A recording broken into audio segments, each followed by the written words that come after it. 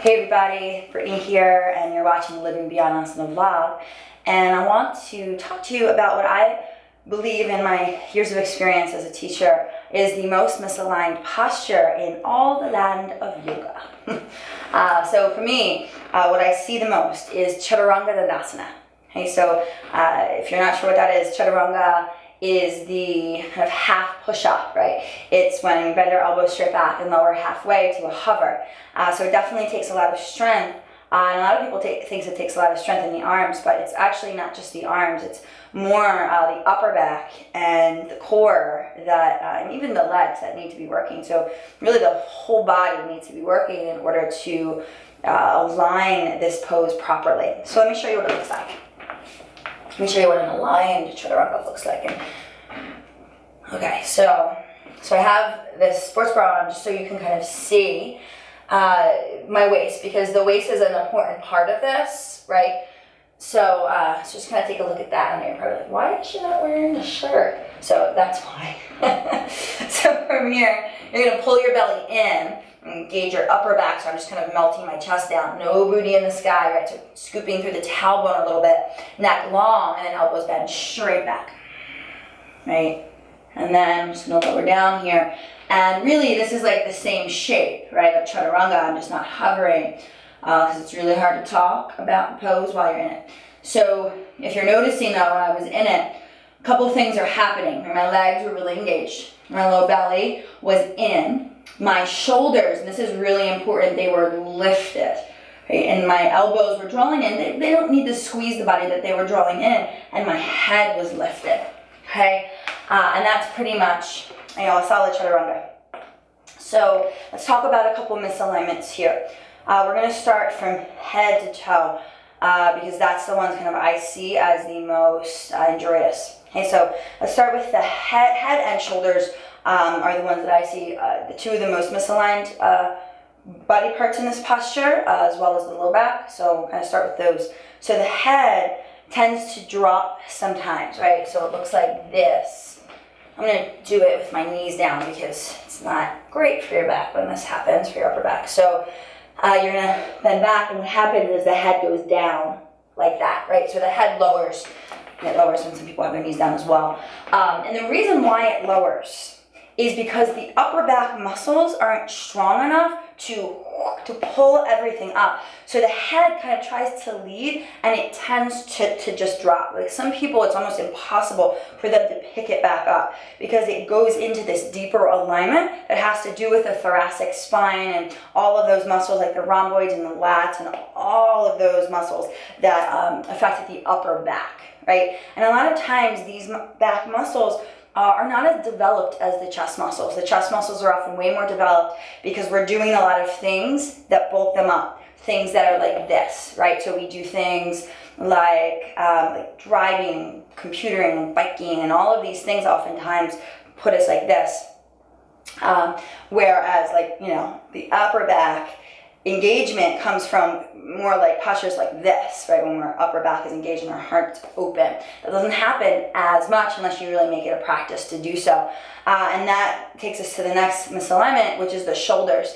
So the shoulders tend to slope forward. They tend to drop down, which is, again, because those upper back muscles can't pull it up. So that looks like this. This is a huge one that I see kind of all the time. I'm not great at demoing this misalignment, which isn't necessarily a bad thing, but I'll kind of show you. So it's like that, right? So it's like the shoulders drop, they just drop. This one I see a lot, even with people that are experienced and think they're doing a really solid chaturanga. This is probably the number one misalignment in this posture that I see for people that are actually well practiced and look like they have a pretty solid chaturanga, but they don't necessarily because the shoulders drop. Right, so that's the one that you want to look at the most because it's sneaky. Another one is the big low back sway, right? So the low back dips, right, like this. Right, so when we lower, I'm only going to show you on my knees, right? It looks like that a little bit, right? Like this, right? Which can be so dangerous for the low back. And all of these can be pretty dangerous. They can create tweaks really easily. And another one is the hands. Okay, the hands aren't gripping, the fingers are uprooting and turned in, and all of that can bring injury into the wrists, right? So what to do about all of this, right? So kind of a couple things. For the upper back, and that relates to the shoulders and the head, you want to make sure that the head is lifted, that the ears are always aligned with the shoulders.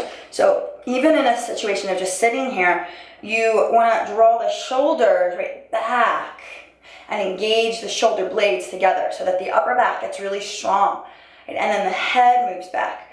So just being aware of keeping the upper back engaged, shoulders lifted, head up in chaturanga is really key. Another thing is the core, right? Strong belly engagement really helps everything in this posture. The next step is that tailbone, right? Instead of pushing it up, you want it into your body. So that could be a little bit of a scoop or a lengthening down. You just don't want it popped up too much because that strains the low back. And then pressing the hands strong, right? So what if you're like, okay, I try these things, but I still can't do it, right? Like I can't get it. And to that, I would say that you have to back up. And this is sometimes hard for people because chaturanga is a big ego pose. And by that, I mean the ego thrives off of succeeding in this pose because it's a strength pose, right? And oftentimes, if we can't do it, it might not make you feel great. And if you have to use support or drop your knees or lower down to your belly.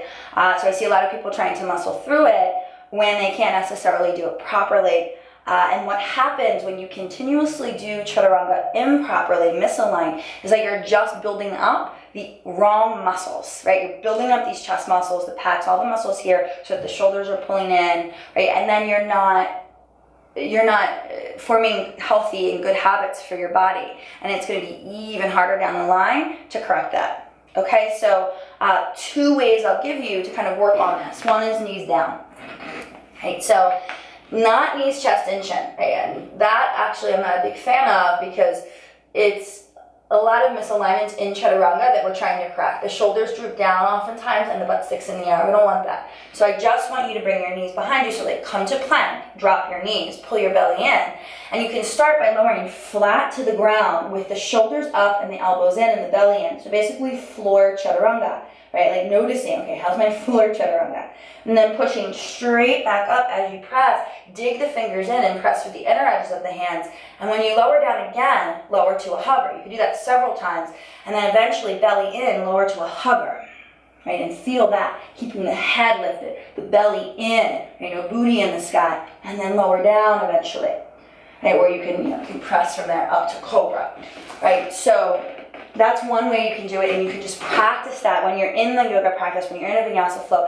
Bring the knees down if you need to. If you notice the head starts dipping or the shoulders start dipping and you lose alignment, bring your knees down. Okay.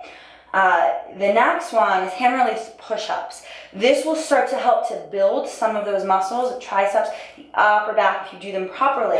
Right, so let me just show you here. So you just take a big breath in. And you exhale, lower down, all in one line. Lift the hand, pull the belly in. And then inhale, push down, all in one plane. You lower or lift back up. And then exhale, lower, hands lift. And then push from your upper back. Okay, so that's another one that can be really helpful in building up strength. For me, my handstand practice, when I started practicing handstand and really using my upper back, that actually helped my chaturanga. I also noticed when I started working out more and doing things like push-ups and whatnot, and really doing them aligned, that helped it as well, okay? So those are just a couple things that you can use to help grow your chaturanga practice, because that's a lot of times people are like, well, what do I do, right? So try those. And just really be aware of how you're placing your body because it really does make a difference. Okay, so if you have any questions about this, feel free to place it in the comments below, and I will see you next week. Peace out.